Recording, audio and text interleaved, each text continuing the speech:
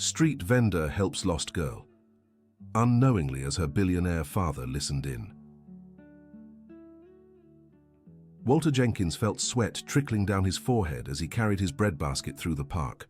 For 25 years he had sold his homemade treats in the same spot, but lately sales barely covered the medicine Martha needed. That's when he heard a desperate cry that cut through the crowd like a knife. A little girl no more than 5 years old was sitting on the curb crying so hard she could barely breathe. "Mommy! Mommy!" the child wailed between sobs. Walter didn't hesitate. He dropped the heavy basket and knelt in front of the girl. His brown eyes welled with tears at the sight. It was as if time had rewound 24 years. "Hey, little one, what's wrong? Where's your mommy?" he asked in the gentlest voice he could muster. The girl lifted her tear-streaked face. Her blonde hair was tousled and stuck to her wet cheeks. "I don't know, she disappeared," she sobbed. "I was playing, and when I looked, she wasn't there anymore." Walter's heart clenched. He pulled a clean handkerchief from his pocket and gently wiped her face. "What's your name, princess?" "Emily," she whispered, still trembling. "Emily? What a beautiful name. I'm Uncle Walter. I'll help you find your mommy, okay?" The girl nodded but remained frightened. Walter scanned the area, searching for a frantic adult looking for a child, but saw no one in distress. "Emily, would you like a sweet roll? I made them fresh this morning," he said, pulling a sugar bun from the basket. She shook her head, still wary. Walter respected that. He knew better than to push. Martha always said children could sense good intentions. "That's okay. You don't have to eat if you don't want to, but how about we look for your mommy together? Maybe she's searching for you right here." Emily studied him carefully. There was something in the man's kindness that made her feel a little safer. Dear listener, if you're enjoying the story, don't forget to like and subscribe to the channel. It helps us newcomers a lot. Now back to the story.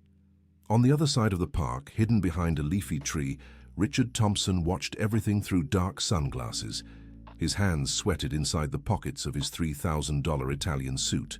Beside him, 2 bodyguards disguised as passers-by also observed the scene. "Sir, don't you think this has gone far enough?" "The girl is terrified," one of the men whispered. Richard motioned for silence. This was an important test. Over the past few months, too many people had tried getting close to Emily with ulterior motives. A nanny had attempted to kidnap her for ransom. A rideshare driver had discovered where they lived and stalked the family. Even at the most expensive private school in the city, other parents used Emily to cozy up to him for favors.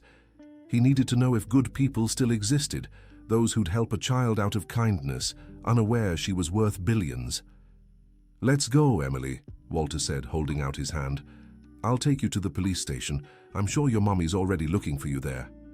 "No," Emily shrieked, backing away. "What if you're like that bad man?" Walter froze, his brows furrowed with genuine concern. "What bad man, princess?" Emily burst into tears again, this time from fear. "A man tried to grab me last week. He said he knew my daddy, but I screamed and he ran away." Walter's blood ran cold. He stepped back, giving her space to feel safe. "Emily, look. I won't force you to do anything, okay? If you want, you can stay right here sitting down, and I'll stay by your side until your mommy shows up. You don't have to trust me yet." The girl watched him for a few seconds. There was something different about that man. He wasn't trying to convince her of anything. He wasn't being overly nice or making promises. He was just there. "What do you do with all that bread?" Emily asked, pointing to the basket. "I sell it here in the park every day. I wake up at 4 in the morning to bake it fresh. My wife Martha taught me the recipes when we got married." "Where is she now?" Walter's face darkened for a moment. "She's at home, resting. She hasn't been feeling well lately." Emily noticed the sadness in his eyes. It was the same sadness she sometimes saw in her daddy's eyes when he thought she wasn't looking. "Is she sick?" Walter nodded slowly. "Yes, princess. But the doctors are taking good care of her." For a few minutes they sat there in silence, Walter on the ground beside Emily, both watching the bustle of the park. He didn't push, didn't ask questions. He was just present. It was Emily who broke the silence. "Do you have any kids, Uncle Walter?" The question hit Walter like a punch to the gut. He closed his eyes for a second, took a deep breath, and looked at the girl. "I had a daughter. Her name was Lily. Where is she?" Walter swallowed hard. Martha always said he shouldn't tell the story to just anyone, but there was something about Emily's innocence that made him want to be honest. She passed away when she was 6, Emily. One day she went out to play on the street and never came home." Emily stared at him with wide eyes. "Did she get lost like me?" "Yeah, little one, just like you. That's why I can't leave you here alone. If it were my Lily who was lost, I'd want someone to take care of her too." The sincerity in Walter's voice touched Emily deeply. She scooted a little closer to him. "Uncle Walter, do you think my mommy is worried?"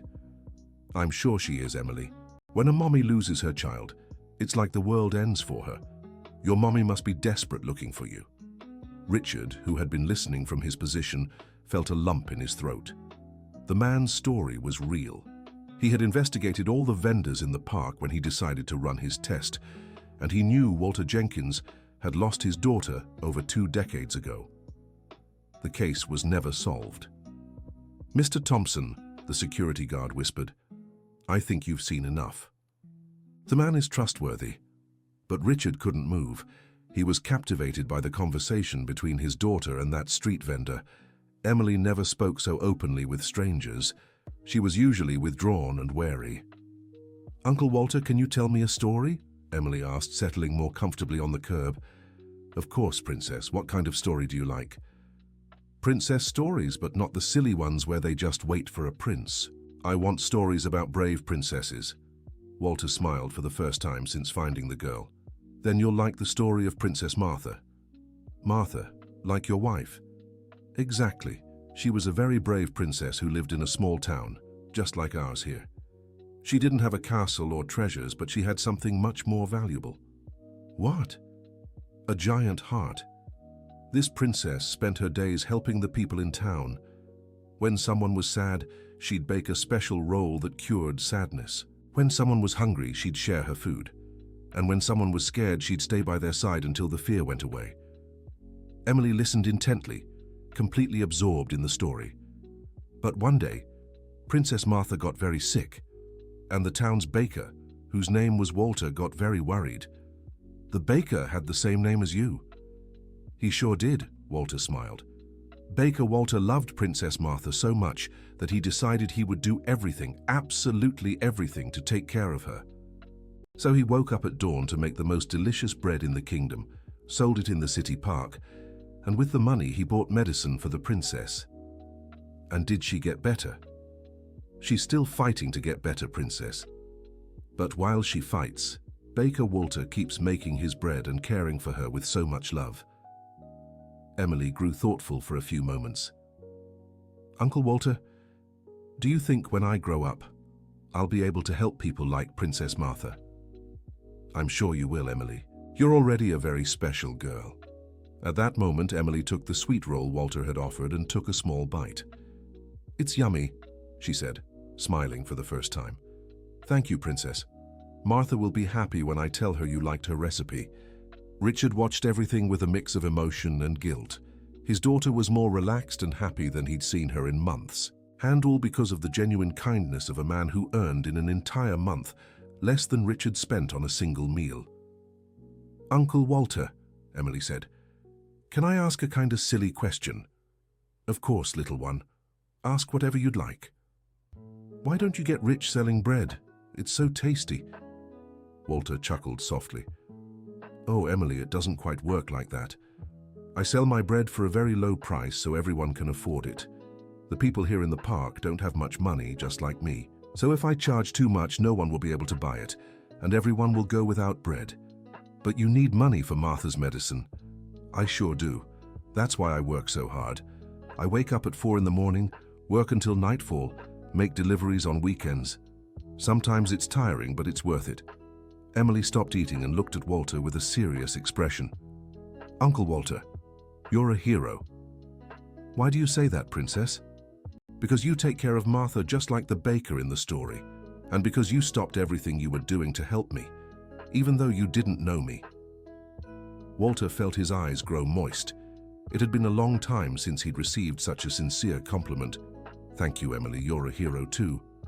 "Me? Why?" "Because even though you were scared and lost, you were brave enough to talk to me, and because you have a kind heart. I can see it in your eyes." Richard couldn't take it anymore. With every word exchanged between his daughter and the street vendor, he felt smaller. This simple man who barely had money for his wife's medicine was giving Emily something he, with all his fortune, had never been able to give: genuine attention and selfless affection. Dear listener, if you're enjoying the story, take a moment to like and especially subscribe to the channel. It helps us a lot as we're just starting out. Now continuing. "Emily, can I ask you a question now?" Walter said. "Sure." "How did you get separated from your mommy, do you remember?" Emily grew thoughtful, fidgeting nervously with her fingers. "Well, I saw a really pretty butterfly and ran after it. When I stopped running, I looked around and didn't see anyone I knew anymore." "I see. And do you remember where you were before you saw the butterfly?" "I was right near those yellow flowers," she said, pointing to a flower bed on the other side of the park. Walter looked in the direction she pointed and saw several people walking around there. Some seemed to be searching for something or someone. "Emily, how about we go over there? Maybe your mommy is looking for you right in that spot." The girl hesitated. "You'll come with me?" "Of course I will. I won't leave you alone. But first..." Walter took the bread basket and pulled out a small sugar bun, wrapping it in a clean napkin. "Take this for your mommy. When she finds you, she'll be so happy she'll need something sweet to celebrate." Emily took the wrapped bun and smiled. "You really are just like the baker in the story." They stood up and began walking toward the flower bed.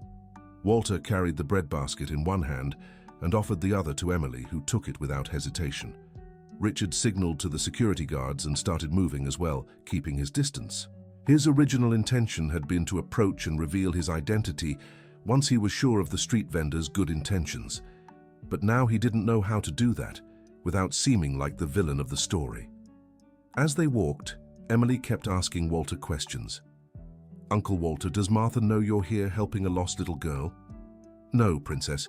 She's asleep at home. But when I get back, I'll tell her everything." "Martha loves stories about children. Do you think she'll like me?" "I'm sure she will. Martha always wanted a granddaughter just like you." "You don't have any grandchildren?" Walter stopped walking for a moment. The question touched a wound that had never fully healed. "No, Emily. After we lost Lily, Martha and I couldn't have any more children." "Why not?" "Sometimes life is like that, Princess.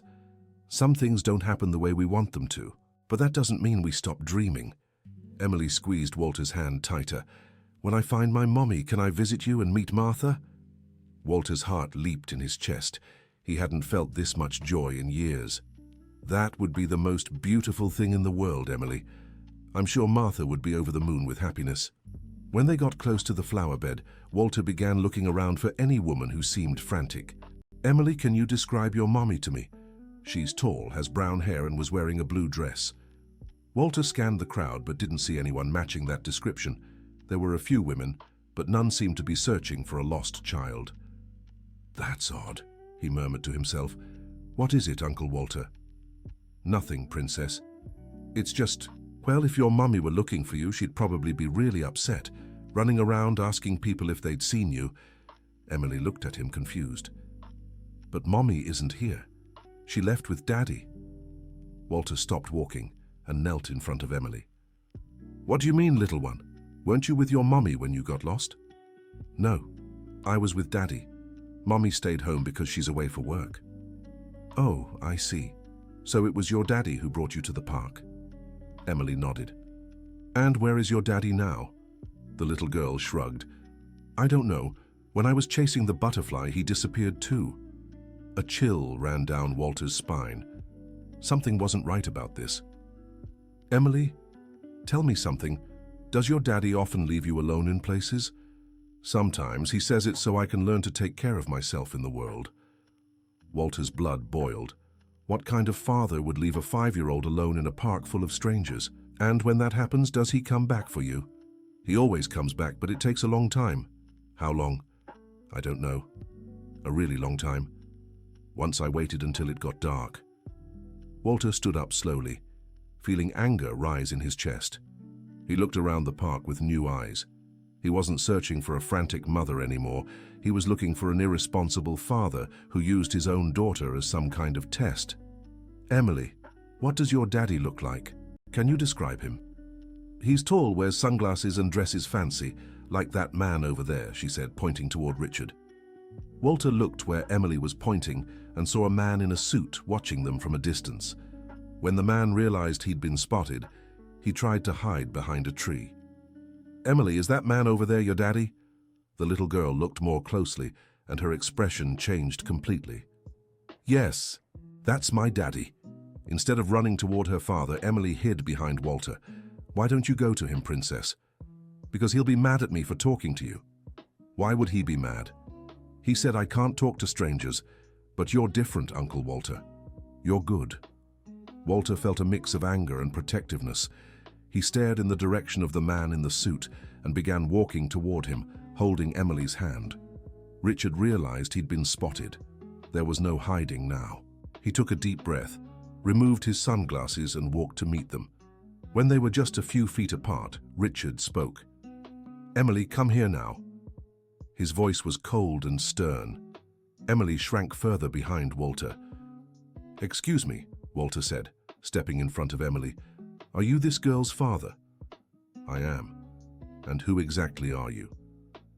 "I'm someone who found your daughter crying desperately because she was lost. While you—" Walter looked Richard up and down. "We're here hiding, watching everything." Richard felt the weight of judgment in the street vendor's eyes. For a moment, he didn't know how to respond. "You don't understand the situation," Richard finally said. "I understand perfectly. You left a 5-year-old child alone in a park full of strangers and watched from a distance. That has a name." "What name?" "Neglect." The word hit Richard like a bullet. He opened his mouth to reply, but Walter continued, "Emily told me you do this often. What kind of father puts a child through that?" "The kind who wants to protect his daughter from ill-intentioned people," Richard shot back, trying to sound firm. "Protect?" Walter laughed humorlessly. "You were protecting her by leaving her alone in a park? Do you know how many dangers she could have faced?" Emily stayed hidden behind Walter, clutching his shirt tightly.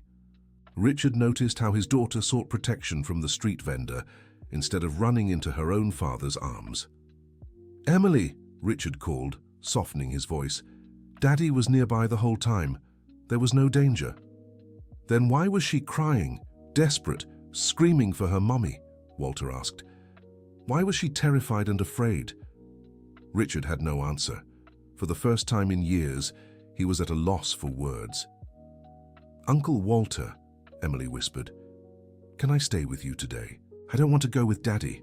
The little girl's words hung in the tense silence between the two men. Richard felt as if he'd been punched in the gut. "Emily, we're going home now," Richard said, reaching out. "No!" Emily cried, clinging to Walter's legs. "I want to stay with Uncle Walter and meet Martha." Walter knelt to meet Emily's eye level. "Princess, you need to go with your daddy. He's your family." "But he'll do it again. He'll leave me alone again." Richard felt tears burning his eyes. He saw his daughter terrified at the thought of going home with him. "Emily," Richard said, kneeling as well, "Daddy promises he won't do it ever again." "You always promise, Daddy, but you always do it again."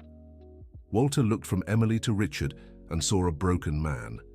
Despite his anger, he realized this father was suffering too. "Excuse me," Walter said. "Can I speak with you over there?" He pointed a few feet away. Richard nodded. Walter turned to Emily. "Princess, I'm going to talk to your daddy, but you can still see me, okay? I won't go far." Emily agreed but remained tense. The two men stepped aside. "Look," Walter began, "I don't know what your problems are, but what you're doing to this little girl is a form of abuse." "You don't understand the situation we're in," Richard said, running his hands through his hair. "Emily is constantly targeted by ill-intentioned people. I need to know who can be trusted and who can't. And you think the way to find that out is by traumatizing your own daughter?" Richard fell silent. "Sir," Walter continued, I lost my daughter 24 years ago. I'd give anything to hug her one more time. And you're wasting every moment you have with yours. You don't understand the responsibilities I have, the decisions I must make to protect her. Protect her from what? You're creating more trauma than protection. Richard looked at Emily, who was still watching them with tear-filled eyes. I just want her to know how to tell good people from bad ones. And she does, Walter said. Emily chose to trust me, didn't she? She knew I was a good person. Your test worked. That's true. So why not stop here? Why keep putting her through these situations? Richard took a deep breath. For the first time in months, someone was questioning his methods so directly. Because I'm afraid of losing her. But you're losing her in another way. Look how scared she is of her own father. Richard looked at Emily again and felt his heart break. His daughter was clearly more comfortable with a stranger than with him. What do I do? Richard asked, and for the first time his voice sounded vulnerable. First, stop these tests. Second, apologize to her. And third, be the father she needs, not the father your fears tell you to be. Walter paused, then added, Sir, can I tell you something I learned from losing my daughter? Richard nodded. Life is very short and very unpredictable. We don't know how much time we have with the people we love, so every minute counts, every conversation, every hug, every smile. You have a beautiful, intelligent girl right there. Stop wasting time testing the world and take the time to get to know your own daughter. Walter's words echoed in Richard's mind. He looked at Emily and realized how many precious moments he'd lost because of his paranoid fears. You're right, Richard admitted. I've been a terrible father. I don't think you're terrible. I think you're lost. But there's still time to change. Richard walked over to Emily, who still looked wary. Emily, he said, kneeling in front of her, Daddy wants to apologize. Why? For leaving you alone, for scaring you, for making you cry. Emily stared at him seriously. You won't do it again? Never again, sweetheart. I promise with all my heart. What if you break your promise? Richard glanced at Walter, who gave him an encouraging nod. If I break my promise, you can talk to Uncle Walter. He'll give me a good scolding. Emily smiled for the first time as she looked at her father. Uncle Walter, would you really do that? Of course, Princess. Your daddy needs to keep the promises he makes to you. Emily hesitantly stepped closer to Richard and hugged him. He held her tight, feeling tears roll down his face. Daddy, can I ask for something? Anything, sweetheart. Can I meet Martha? Uncle Walter told me she's sick, and I want to give her a hug. Richard looked at Walter. If Uncle Walter allows it, of course you can. Walter smiled. It would be an honor to have you both over. Martha will be overjoyed. Dear listener, if you're enjoying the story, don't forget to like and especially subscribe to the channel. It helps us a lot as we're just starting out. Now, continuing, on the way to Walter's house, Richard and Emily walked side by side while the street vendor pushed a cart with his bread basket. The difference between the beginning and the end of that afternoon was striking. Uncle Walter, Emily said, is your house far from here? No, Princess, it's just up the street. A very simple little house, but full of love. Richard watched the interaction between his daughter and the street vendor. There was a naturalness there that he had never managed to create with Emily. Perhaps because he was always too busy protecting her to simply be present with her. Daddy, said Emily, taking Richard's hand, did you know that Uncle Walter wakes up at 4 in the morning every day to make the breads? I didn't know. That's very early. It's because he needs money for Martha's medicine. He's a hero, just like the ones in the movies. Richard felt a pang of guilt. Here was a man who worked 18 hours a day to pay for his wife's medical treatment, and he had spent the whole afternoon judging his intentions. Walter, said Richard, can I ask you a personal question? Of course. How do you keep hope alive, with all the problems you face? Walter stopped pushing the cart for a moment and looked at the sky, which was beginning to turn orange with the sunset. You know, Richard, can I call you Richard? Of course. Richard, I've learned that hope isn't something you have or don't have. It's something you choose. Every day I wake up and choose to believe that today can be better than yesterday. Even with all the problems, especially because of the problems. If I let the problems take away my hope, then I really lose everything."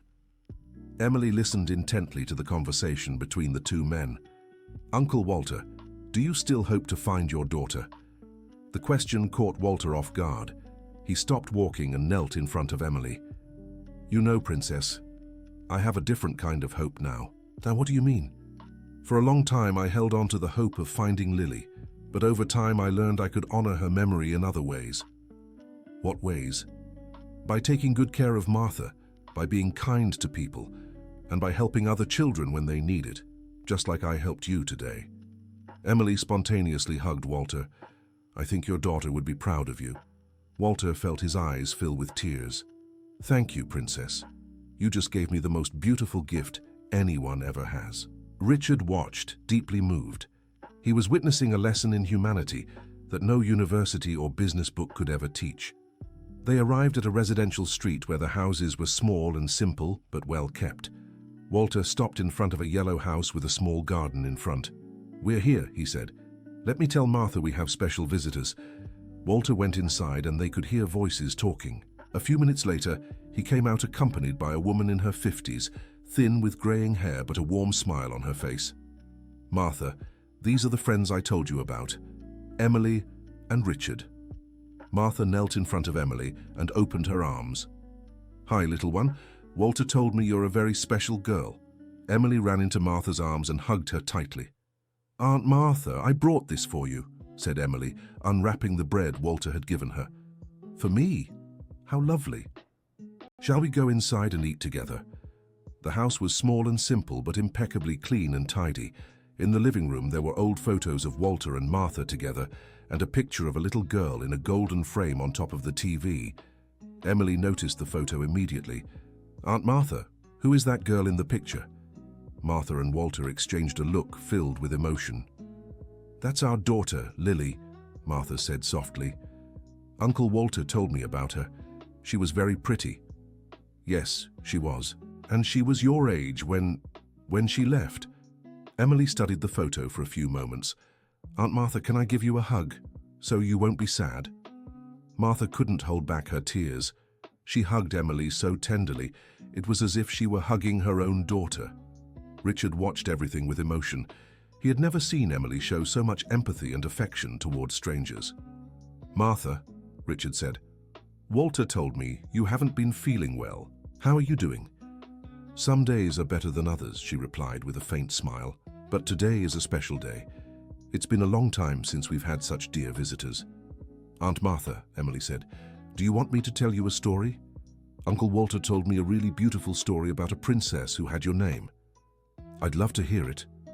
Emily began retelling the story Walter had shared with her in the park, but in her own words and interpretations. She spoke of Princess Martha, who took care of everyone, of Baker Walter, who made magical breads, and how the love between them was so strong it could overcome any hardship. As Emily told the story, Richard spoke softly with Walter in the kitchen. "Walter, I need to tell you something." "What is it?" "I haven't been completely honest with you about who I am." Walter looked at him curiously. "My name is Richard Thompson. Maybe you've heard of me." The name meant nothing to Walter. Well, let's say I own a big company. A very big one." "Oh, I see, you're a businessman." "That's right.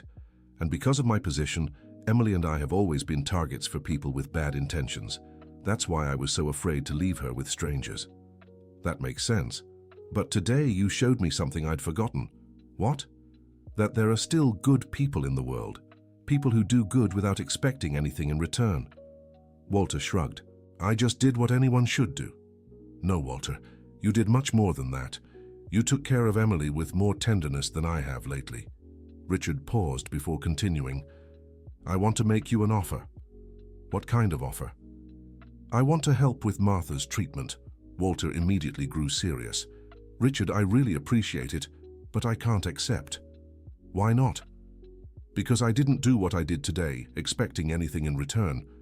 I did it because it was the right thing to do." "I know that. And that's exactly why I want to help." "No, Richard, thank you, but no." Richard respected his answer, but didn't give up on the idea. He just changed his approach. Then let me ask you something. Where else do you sell your bread besides the park? At a few bars in the area, a small bakery that buys some to resell. What if I could get you more places to sell? No charity, just business.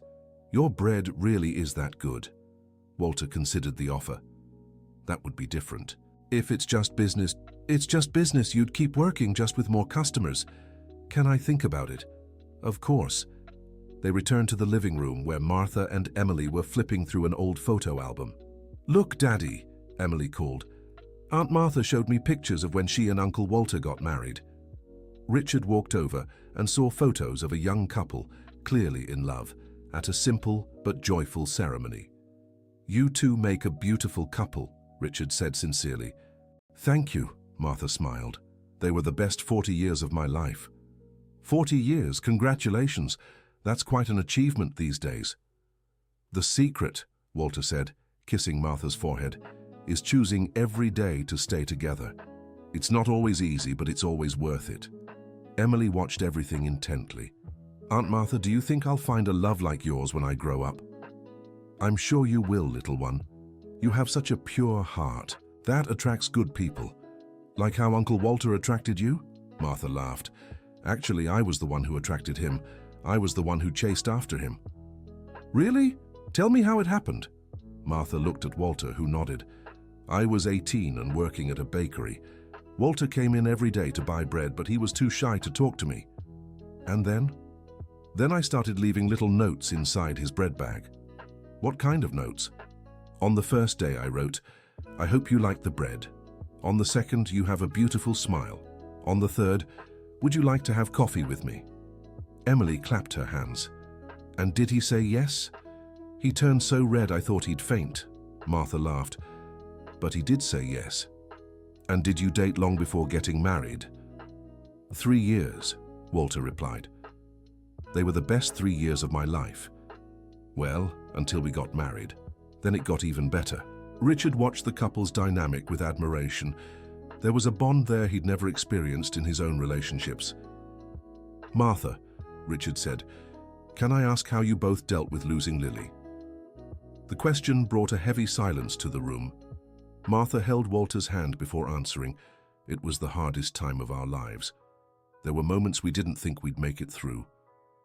"How did you manage?" "By taking care of each other," Walter answered. "When Martha had no strength, I was strong for her. When I fell apart, she held me up." "And faith," Martha added. "Faith that one day we'd see her again, and until then, we had to live in a way that would make her proud." Emily listened intently. "Do you think she's okay where she is now?" Martha smiled through her tears. "I'm sure she is, little one. And I'm sure she was happy today seeing your daddy take care of you." "Why?" "Because she always loved seeing children being cared for and loved. Where she is now, she must be smiling, knowing her daddy helped a special little girl like you." Richard felt a lump in his throat. He was witnessing how this simple couple turned pain into love, trauma into growth. The rest of the afternoon flew by. Emily helped Martha prepare a simple snack, while Walter and Richard talked about business and family. As the sun began to set, Richard realized it was time to go. "Martha, Walter, thank you so much for having us in your home." "Oh, it was nothing," Martha said. "It was an absolute pleasure meeting you." "Aunt Martha," Emily said, "can I come back to visit you?" "You can come anytime you want, sweetheart. You brought a joy to this house we haven't felt in a long time." Emily hugged Martha and Walter tightly.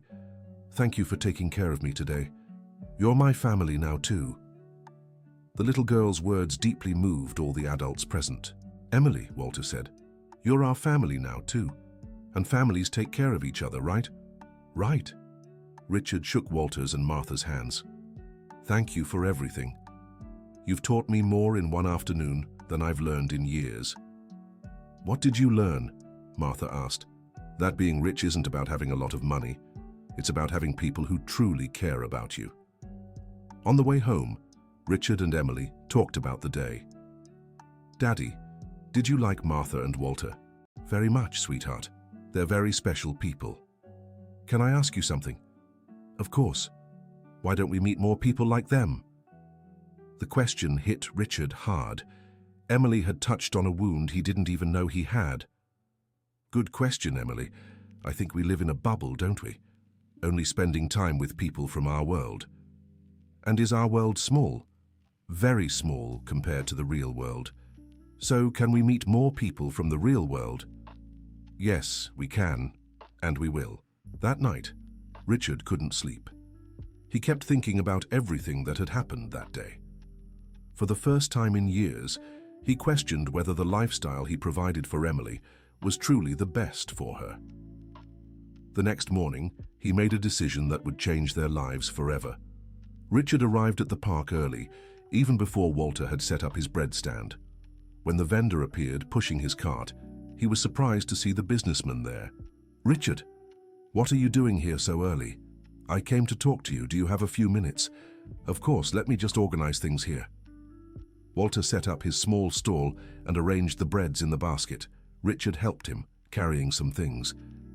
"Richard, you don't have to." "I want to help. Actually, I want much more than that." "What do you mean?" Richard took a deep breath. "Last night I kept thinking about everything you and Martha have taught me, and I came to a conclusion." "What conclusion?" "That I need to change, and I really need your help for that." Walter stopped arranging the breads and looked at Richard. "What kind of help?" "I want you to teach me how to be a better father to Emily."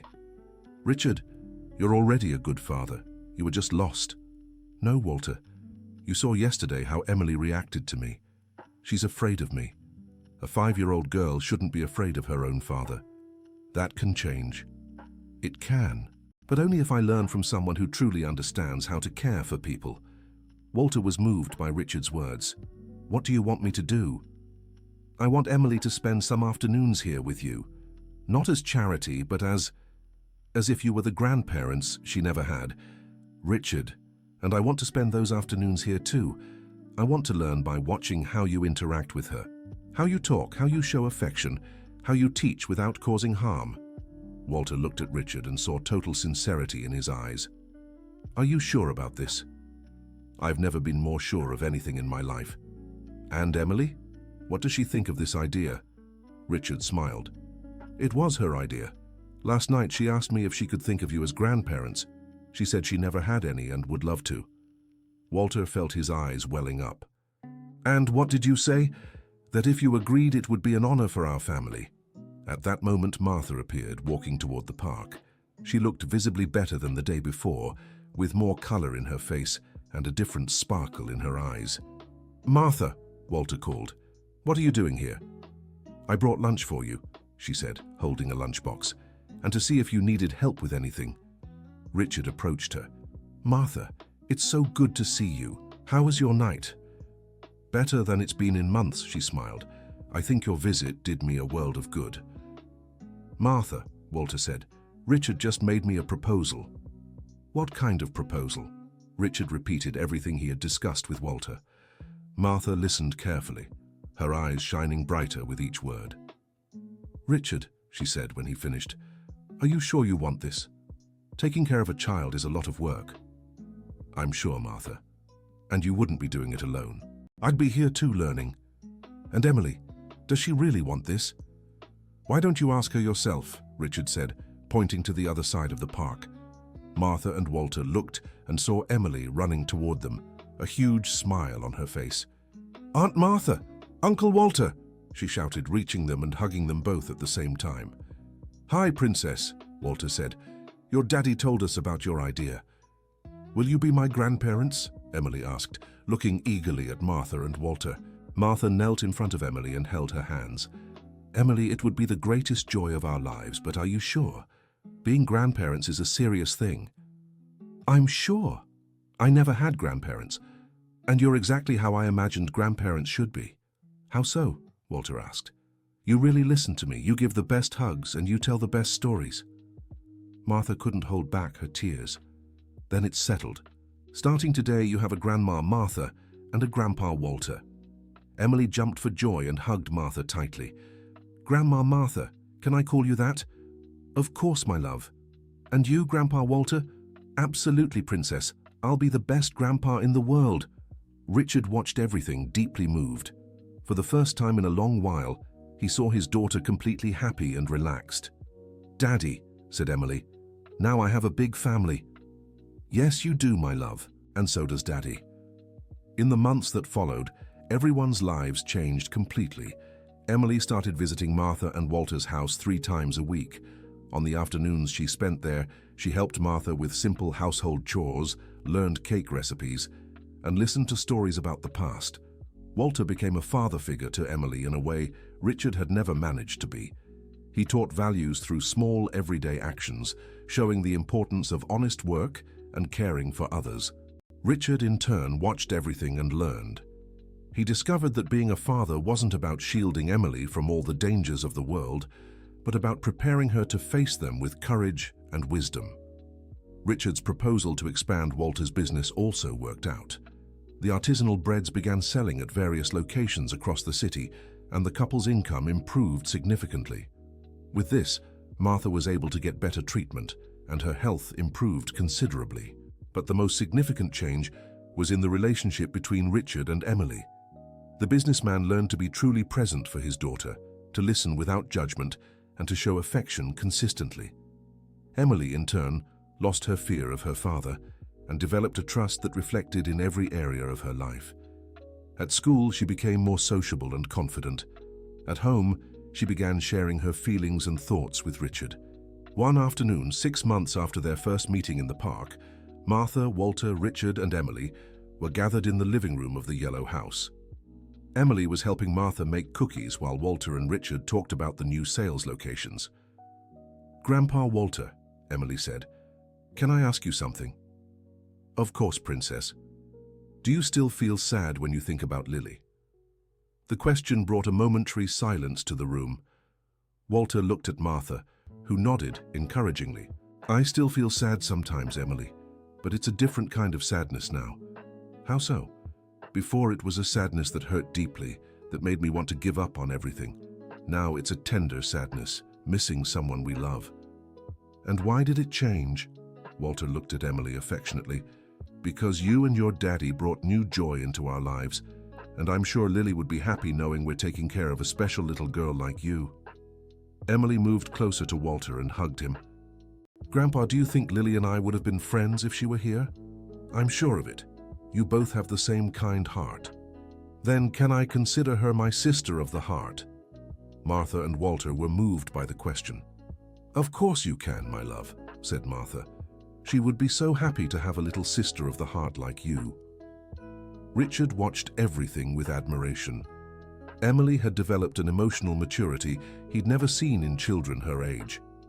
And all because of the environment of love and security Martha and Walter provided. "Daddy," Emily said, turning to Richard, "can you also consider Lily your daughter of the heart?" The question took Richard by surprise. He looked at Walter and Martha, who nodded emotionally.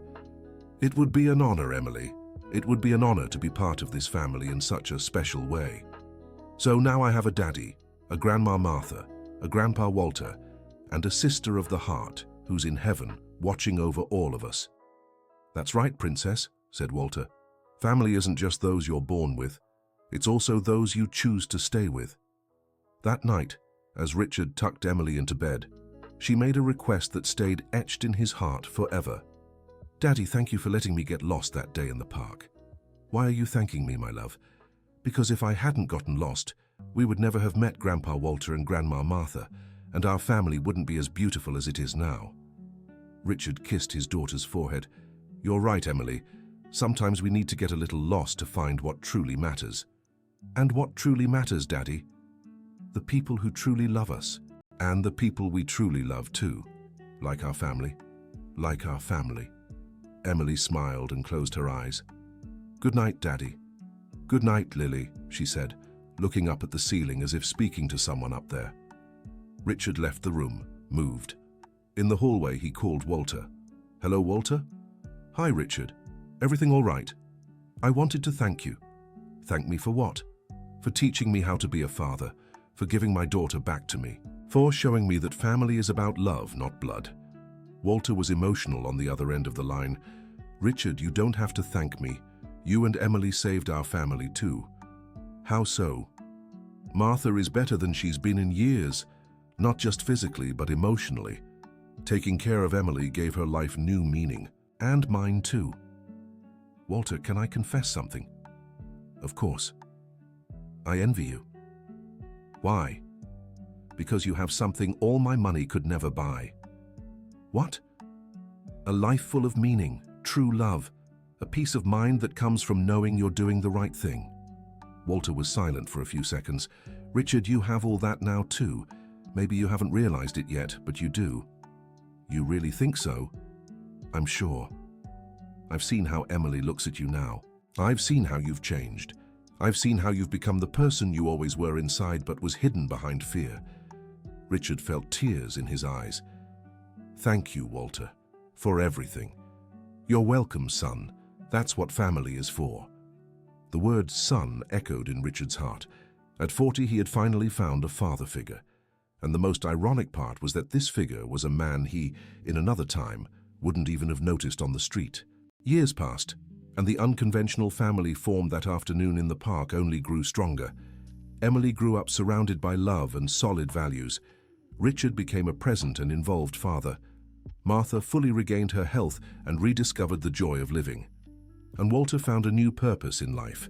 When Emily turned 15, she wrote an essay for school about family that moved everyone. Family isn't about sharing the same blood. It's about sharing the same love. My family started small, just me and my daddy. But one day when I got lost in a park, I found two people who changed our lives forever. My grandpa Walter taught me that being rich means having people who care about you. My grandma Martha taught me that love heals any pain. And my daddy learned with me that being strong isn't about not being afraid. It's about doing the right thing even when you are. Today our family has 4 people here on earth and a sister of the heart watching over us from heaven. And I wouldn't trade that for anything in the world. When Richard read the essay, he immediately called Walter. Walter, you need to hear what Emily wrote about our family. Richard read the entire essay over the phone. On the other end, Walter wept with emotion. Richard, do you know what this means? What? That we did it. We raised a girl who understands what truly matters in life. We really did. And do you know the most beautiful part? What?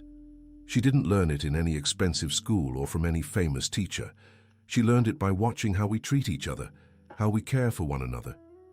Richard smiled. Walter, can I ask you something? Of course. Are you happy? Happier than I ever imagined possible after losing Lily. Me too. Richard? Yes? Thank you for trusting me that day in the park. Thank you for earning my trust. That night, Richard did something he hadn't done in years. He wrote in a journal. He wanted to record his feelings about everything that had happened since that afternoon in the park. Today, Emily turned 15. I look at her and see a strong, kind, and wise young woman. None of this would have been possible without Walter and Martha. They taught me that wealth isn't measured in money, but in relationships.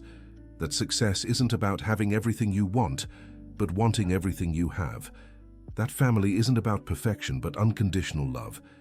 If I could turn back time, I'd do everything exactly the same. Because it was by losing Emily in that park that I truly found her. And I found myself too.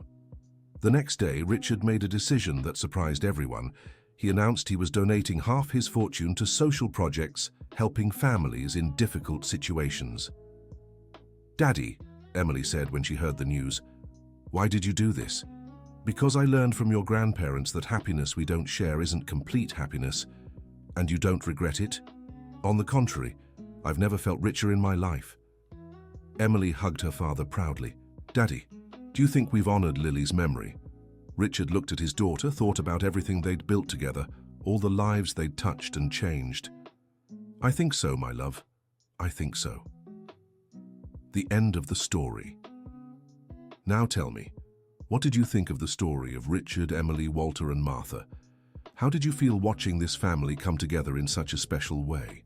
Leave a comment below if you've ever experienced something similar or know someone who unexpectedly changed your life. Your heartfelt words mean everything to us. And don't forget to like this video and, most importantly, subscribe to the channel so you don't miss other touching stories like this one. Thank you so much for being here with us.